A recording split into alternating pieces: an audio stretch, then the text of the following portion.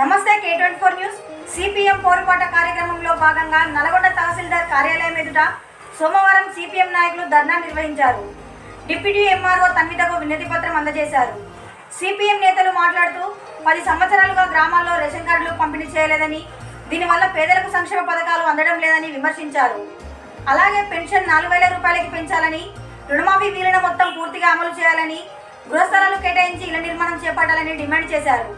పంట నష్టపోయిన రైతులను తక్షణమే ఆదుకోవాలని ప్రభుత్వాన్ని కోరారు. ఎవరైతే ఉన్నారో భర్త చనిపోయినటువంటి వాళ్ళకు 7 సంవత్సరాలలో పెన్షన్ ఇవ్వడం లేదు. ఇది చాలా అన్యాయం. పెన్షన్లు ఇవ్వలేదు, రేషన్ కార్డులు ఇవ్వలేదు, అదే రకంగా సంక్షేమ పథకాలు అమలు చేసే పరిస్థితి లేదు. అట్లాగే నల్గొండ మండలంలో అన్నారెడ్డిగూడెం దోవలపల్లి గ్రామంలో డబుల్ బెడ్రూమ్ ఇల్లు కట్టిండ్రు, అవి కూలిపోయే దశకు వచ్చినాయి. ఇండ్లు మాత్రం పంపిణీ చేయట్లేరు.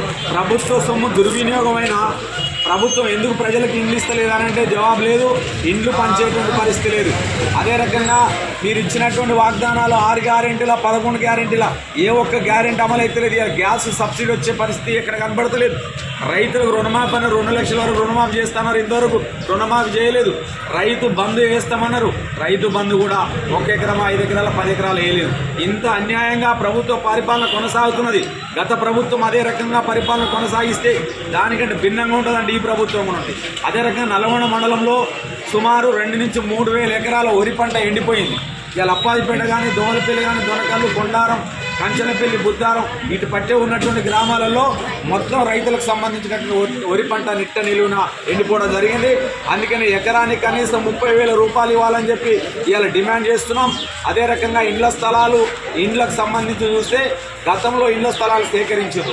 ఆ ఇళ్ల స్థలాలు సేకరించిన దాంట్లో చెత్త డంపింగ్లు పెట్టడం, అట్లాగే చెట్లు పెంచడం తప్ప పేదవానికి ఇండ్లు ఇవ్వమని అడగలేదు. మేము అప్పాజిపేటలో ఇళ్ల స్థలాల భూమిని పంచాలని గుడిసెలేస్తే ఎంఆర్ఓ ఎస్ఐ తగలబెట్టడం జరిగింది. అంటే పేదవాళ్ళకి మేము అన్ని ఇస్తామంటారు, పేదవాళ్ళకు సంబంధించిన హక్కులను అణిచివేసే దాంట్లో ఈ ప్రభుత్వ విధానాలు కొనసాగుతున్నాయి. అందుకనే ఈ ప్రభుత్వం వెంటనే ఇచ్చినటువంటి వాగ్దానాలు అమలు చేయాలి. ఇప్పటికైనా గ్రామాల్లో వెళ్ళి ప్రజా సమస్యల్ని పరిష్కరించేదాకా ప్రయత్నం చేయాలని చెప్పి డిమాండ్ చేస్తున్నాం. మీరు కూడా గొప్పగా ప్రజాపాలనను పెట్టిరు.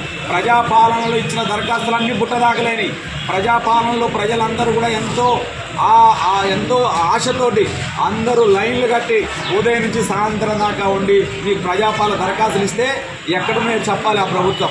ఇవాళ మళ్ళీ రేషన్ కార్డులు అప్లై ఎందుకు చేసుకోమంటున్నారు? ప్రజాపాలనలో ఇచ్చినటువంటి దరఖాస్తులు మీరు రేషన్ కార్డులు ఇవ్వచ్చు కదా. అదే రకంగా రైతులకు సంబంధించిన భూముల సమస్యల గురించి ఇస్తే ధరణి పోయి భూమాత అన్నారు. ఇప్పుడు గత సంవత్సర కాలంగా 1 ఎకరం భూమి కూడా పరిష్కారం చేసే పరిస్థితి లేదు. రెవెన్యూ యంత్రాంగం కానీ, ఇతర అధికారులు కానీ ఒక్క పని చేయకుండా నిమ్మకు నీరెత్తినట్టుగా కూర్చుంటున్నారు. మొత్తం కూడా ప్రజా సమస్యలు పరిష్కరించేదానికి లేదు. కాబట్టి సిపిఎం పార్టీ డిమాండ్ చేస్తున్నది ఈరోజు ఎంఆర్ఓ కార్యం తహసీల్దార్ ముందు మరి ధర్నా చేయడమే కాదు, రెవెన్యూ నాడు పెద్ద ఎత్తున కలెక్టర్ ఆఫీస్ ముందు ధర్నా జరగబోతుంది. కాబట్టి జయప్రదం చేయాలని చెప్పి ప్రజల తరఫున కోరుతా ఉన్నారు.